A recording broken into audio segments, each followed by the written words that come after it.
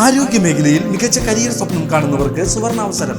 വടക്കാഞ്ചേരിയിലെ പ്രശസ്ത എല്ലുരോഗ വിദഗ്ധനായ ഡോക്ടർ പ്രേംകുമാർ വിയുടെ നേതൃത്വത്തിൽ പ്രവർത്തിക്കുന്ന മാക്സ് കെയർ ഹോസ്പിറ്റൽ പുതുതലമുറയ്ക്ക് മികച്ച ജോലി സാധ്യതകൾ ഒരുക്കുന്ന BSS അംഗീകൃത ഡിപ്ലോമ കോഴ്സുകളായ first aid and patient care, medical laboratory technician, x-ray technology, pharmacy assistant എന്നീ പാരാമെഡിക്കൽ കോഴ്സുകളുടെ 2026-28 ബാച്ചിലേക്കുള്ള അഡ്മിഷൻ ആരംഭിച്ചിരിക്കുന്നു.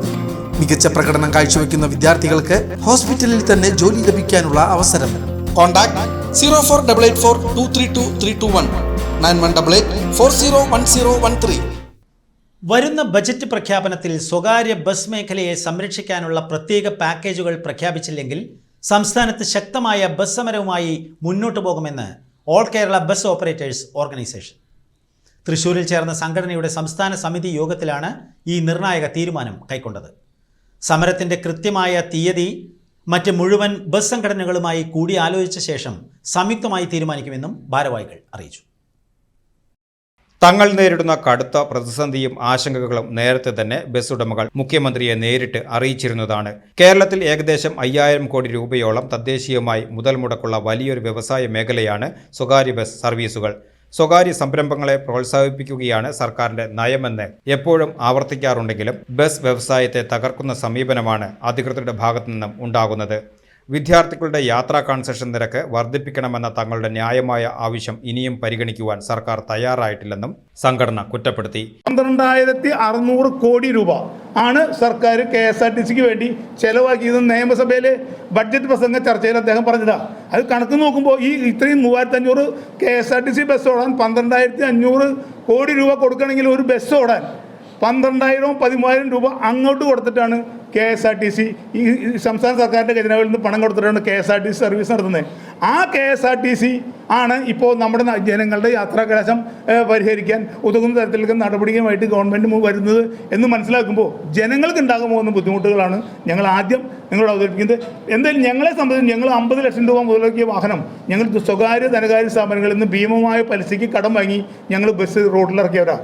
സംരംഭകർ എന്ന നിലയിൽ ഒരു വ്യവസായം നടത്താൻ, ഒരു തൊഴിൽ നടത്താൻ ഞങ്ങൾ ഇറങ്ങി തിരിച്ചവരാണ്. ഞങ്ങൾ നാളെ ഒരു സുപ്രഭാതത്തിൽ ഞങ്ങളോട് ഇതൊക്കെ നിർത്തി പോകാൻ പറഞ്ഞാൽ ഞങ്ങൾ എവിടേക്ക് പോകും എന്നുള്ള ആശങ്കയുണ്ട്. അതുകൊണ്ട് ഞങ്ങൾ ഈ സാഹചര്യത്തിൽ ഇപ്പോൾ ഞങ്ങൾ ആകെ ഒരു പ്രതീക്ഷ ഈ 19-ാം തീയതിയുള്ള ബഹുമാനപ്പെട്ട ധനകാര്യ വകുപ്പ് മന്ത്രി മുഖ്യമന്ത്രി ആയിട്ടുള്ള ശ്രീ സതീശൻ്റെ ബഡ്ജറ്റ് പ്രസംഗത്തെ ഞങ്ങൾ കാത്തിരിക്കുകയാണ്.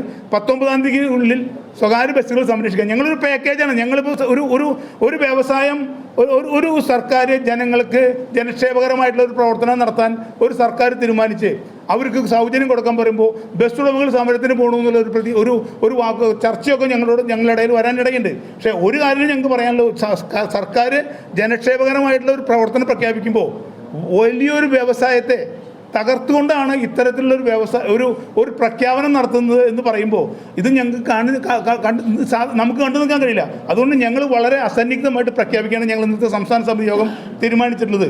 ഞങ്ങൾ 19-ാം തീയതിക്ക് ശേഷം 19-ാം തീയതിയിലത്തെ ബഡ്ജറ്റ് പ്രസംഗത്തിന് ശേഷം ഞങ്ങൾ ബസ്സുകൾ നിർത്തിവെച്ചുകൊണ്ടുള്ള സമരത്തിലേക്ക് നീങ്ങാനാണ് ഞങ്ങൾ തീരുമാനിച്ചിട്ടുള്ളത്. ഇത് ഞങ്ങൾ ഇവിടെ all Kerala bus operators organisation സംസ്ഥാന സമിതി യോഗമാണത്.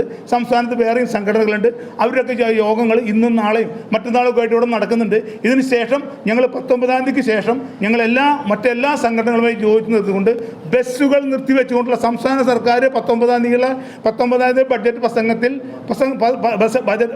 19-ാമത്തെ ബജറ്റിന് ശേഷം സ്വകാര്യ ബസ്സുകളെ സംരക്ഷിക്കാനുള്ള സംസ്ഥാന സർക്കാരിൻ്റെ ഭാഗത്തുനിന്നുള്ള ഒരു പാക്കേജ് ഇല്ലെങ്കിൽ ഞങ്ങളൊരു പാക്കേജാണ്. ഞങ്ങൾ സൗജന്യം കൊടുക്കണമെന്നൊന്നും ഞങ്ങളെതിരല്ല. സൗജന്യം കൊടുക്കാം, സർക്കാർ കൊടുത്തോട്ടെ. പക്ഷേ ഇവിടെ ഒരേ സ്വഭാവത്തിൽ, ഒരേ പെർമിറ്റിൽ, ഒരേ സമയത്ത് സർക്കാർ നൽകുന്ന മുഴുവൻ സാമൂഹികത നിറവേറ്റിക്കൊണ്ട് പോകുന്ന ഒരു 2 പേരെ 2 തരത്തിൽ കാണുക. ഒരു ബസ്സിൽ കയറിയാൽ ഫ്രീ കൊടുക്കുക, മറ്റൊരു ബസ്സിൽ കയറിയാൽ നിങ്ങൾ കാശ് വേണമെന്ന് പറഞ്ഞ് ഒരേ തരത്തിൽ കൊണ്ടുവന്ന് നമ്മുടെ സമത്വത്തിനോട് ഒരു സമത്വം നീതിയൊന്നും ഇവിടെ ഇല്ല. KSRTCയിലെ സൗജന്യ യാത്രാ ആനുകൂല്യങ്ങൾ ഉൾപ്പെടെയുള്ള പ്രഖ്യാപനങ്ങൾ സ്വകാര്യ ബസ് മേഖലയെ കടുത്ത പ്രതിസന്ധിയിലാക്കുന്നുണ്ട്. തങ്ങളുടെ പതിവ് യാത്രക്കാർ മറ്റ് ബസ്സുകളെ ആശ്രയിക്കാൻ തുടങ്ങിയാൽ ഈ രംഗത്ത് തുടരുവാൻ സാധിക്കില്ലെന്നാണ് ബസ് ഉടമകൾ വ്യക്തമാക്കുന്നത്. വരാനിരിക്കുന്ന ബജറ്റിൽ തങ്ങൾക്ക് സഹായകമായ അനുകൂല പ്രഖ്യാപനങ്ങൾ ഉണ്ടാകുമെന്നാണ് പ്രതീക്ഷയെന്നും അല്ലാത്തപക്ഷം ജനങ്ങളെ ബുദ്ധിമുട്ടിച്ചുകൊണ്ടുള്ള സമരത്തിലേക്ക് ഇറങ്ങാൻ തങ്ങൾ നിർബന്ധിതരാകുമെന്നും ഭാരവാഹികൾ തൃശ്ശൂരിൽ വാർത്താസമ്മേളനത്തിൽ മുന്നറിയിപ്പ് നൽകി.